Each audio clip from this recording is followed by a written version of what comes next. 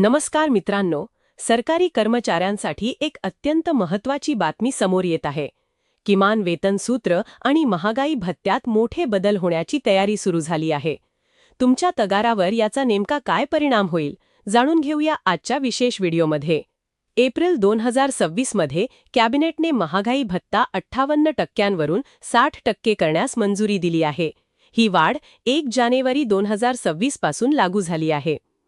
8व्या वेतन आयोगाअंतर्गत कर्मचारी संघटना जुन्या ॲक्रॉइड फॉर्म्युलाऐवजी नवीन सूत्र लागू करण्याची मागणी करत आहेत. कर्मचारी संघटनांनी किमान मूळ वेतन सध्याच्या 18,000 रुपयांवरून थेट 51,480 ते 69,000 रुपयांपर्यंत करण्याची मागणी केली आहे.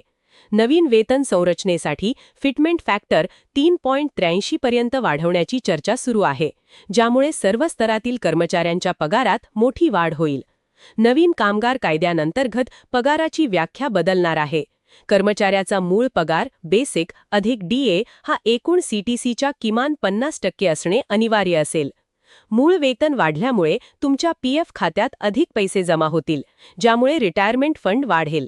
भत्त्यांवर 50% मर्यादा आल्यामुळे काही कर्मचाऱ्यांच्या हातात येणाऱ्या रोख पगारात घट होऊ शकते, पण दीर्घकालीन बचत वाढेल.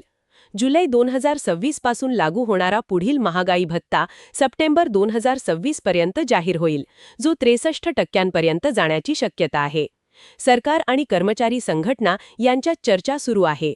2026च्या अखेरीस नवीन वेतन संरचनेबाबत अंतिम निर्णय अपेक्षित आहे.